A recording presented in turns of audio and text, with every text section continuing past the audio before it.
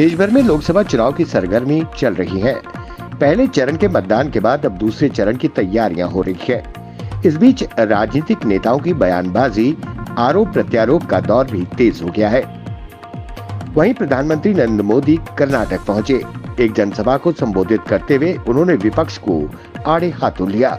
प्रधानमंत्री मोदी ने कहा कि मोदी सरकार के सबसे बड़े लाभार्थी एससी, एसटी और ओबीसी परिवार है।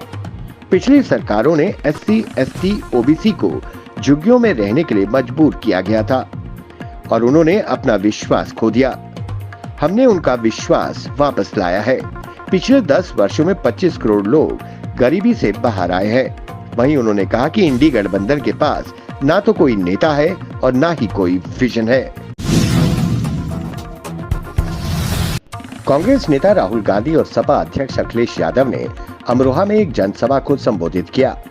अपने संबोधन में राहुल गांधी ने कहा कि गठबंधन की सरकार बनने के बाद युवाओं, किसानों और महिलाओं को लाभ होगा। सभी के लिए हमने रोड मैप तैयार किया है। इसलिए बीजेपी सरकार जाति जनगणना करने से डरती है। उन्होंने कहा कि केंद्र सरकार युवाओं समेत अन्य मुद्दों पर ध्यान नहीं दे रही। वहीं उन्होंने कहा मनरेगा की मजदूरी बढ़ाकर 400 रुपए कर दी जाएगी। उन्होंने कहा कि अग्निवीर इस देश की युवाओं के साथ धोखा है। हमारी सरकार आई तो अग्निवीर को बंद कर दिया जाएगा। वहीं उन्होंने कहा कि विचारधारा की ये लड़ाई है।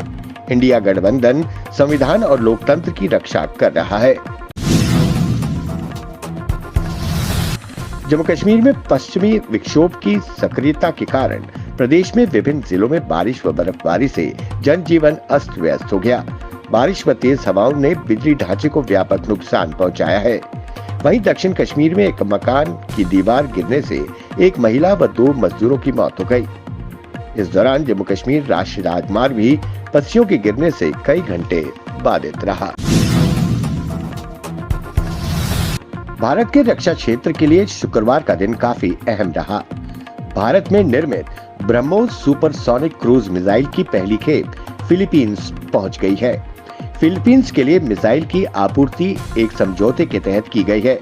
दोनों देशों के बीच 2022 में इस हथियार प्रणाली को लेकर 375 मिलियन अमेरिकी डॉलर, जो लगभग 31.26 अरब रुपए का सौदा हुआ था।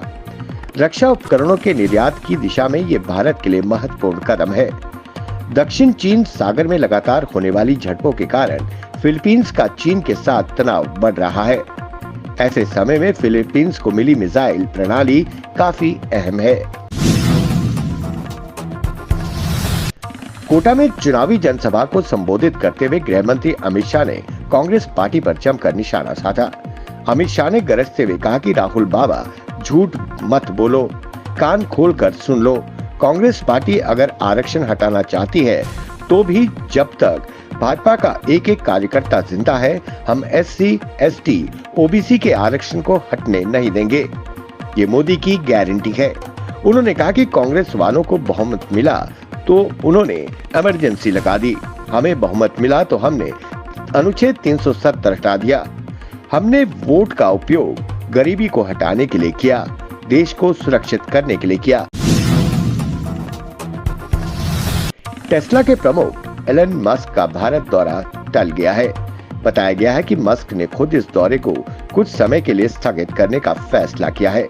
बता दें कि मस्क सोमवार को ही भारत आकर प्रधानमंत्री नरेंद्र मोदी से मुलाकात करने वाले थे। मस्क ने इसे लेकर एक्स पर अपने हैंडल से पोस्ट भी किया। उन्होंने कहा, दुर्भाग्यपूर्ण है कि मुझे टेस्ला के प्रति जिम्मेदारी के चलते भारत दौरा टालना पड़ रहा है, लेकिन मैं इस साल ही भारत आने का मौका देख रहा हूं। अनंतनाग राजौरी संसदीय सीट से नामांकन के अंतिम दिन पंजाब के मोहाली के नया गांव निवासी 67 वर्षीय बलदेव कुमार ने इंडिपेंडेंट कैंडिडेट के रूप में पर्चा दाखिल किया।